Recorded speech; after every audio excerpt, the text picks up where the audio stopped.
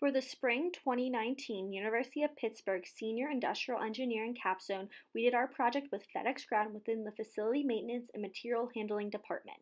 FedEx Ground is a subsidiary company within the FedEx Corporation that offers customers 1 to 7 day shipping throughout the United States and Canada. Their workforce employs over 70,000 people and transports approximately 6.5 million packages per day. FedEx Ground's network is comprised of over 600 sortation facilities, all which range in size, technology, and automation.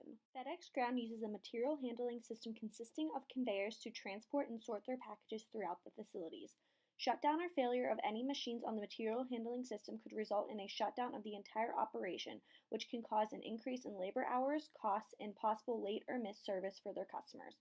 Currently, employees carry out scheduled monthly, quarterly, and annual preventive maintenance tasks, also known as PM, to prevent these unexpected shutdown or failures. FedEx Ground must balance when to complete PM to avoid completing maintenance too early, which replaces parts that still have a useful life, and with completing maintenance too late, which risks a part failing during operation. Furthermore, the company is growing. As sortation hours increase, there will be less scheduled machine downtime to perform regularly scheduled maintenance. Within the past year, FedEx Ground has implemented several automated vibration sensors to collect data and monitor the performance of select conveyors in their East Louisville facility. This semester, our group explored how to best utilize and monitor the current vibration sensors to help predict failure and determine when to perform preventative maintenance. FedEx was also interested in learning about what types of automated PM technology are the best fit for their operations. Therefore, we researched and compared different types of automated sensors in order to understand their benefit to the company. By the end of this project, we were able to develop a recommendation for implementation, including sensor type and quantity. Using the automated vibration sensor data from the East Louisville facility, a methodology of creating statistical process control charts were established to help FedEx Ground better monitor the vibration levels of sensors placed on various motor, gearbox, and bearings. These control charts help monitor the data by showing a signal when an unusual event, such as a very high or low observation compared with the typical performance of the process, is seen. Proper investigation and corrective action can be taken on the machine from detecting of a shift or a signal in the data found through the SPC charts. After the necessary assumptions of the data were determined, the data was scrubbed and filtered to prepare for the analysis. The data was then aggregated by day in order to account for the data not being continuous and the occasional random fluctuation of sensor vibration. After the normality of the data for each sensor was checked, it was found that the data followed a log normal distribution and was transformed accordingly. 2 control charts for each individual sensor were created to monitor the average vibration velocity and the average variation of the vibration levels. The mean and upper control limits were calculated and daily aggregated means were plotted for each chart. Using the SPC model for all sensors, conclusions about the health and status of each sensor can be determined. Due to normal variation, it was determined that vibration signals beyond the upper control limit should not be defined as out-of-control signals, since there are not several consistent points above the upper control limit, but instead return back to the control vibration levels without any known maintenance performed. The out-of-control signal rule set previously by the last Pitt senior design team should continue to be followed. Upon running the SPC model for all 64 sensors at the East Louisville facility, conclusion among the sensor groups and conveyors were drawn. It was found that sensors of the same machine type that are placed on different conveyors do not follow the same vibration level and trends and must all be treated individually. In addition, sensors of different machine types but within the same conveyor are not consistent and do not always appear to signal together. Some similar trends in signaling did occur for certain conveyors, however, without any occurrences of machine failures, it is unable to determine whether there is a relationship between all sensors within a conveyor and failures. Upon seeing numerous occasions of failures, we recommend to reevaluate if all vibration levels on a conveyor follow the same trends prior to the failure.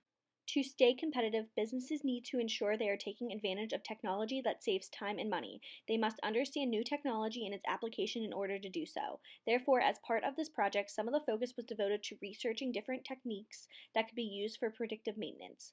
The focus of this research was on 4 possible options: vibration sensors, ultrasonic sensors, thermal sensors, and power usage monitoring. After research, the thermal imaging technology was concluded to be a poor fit for monitoring the components of interest in a conveyor system.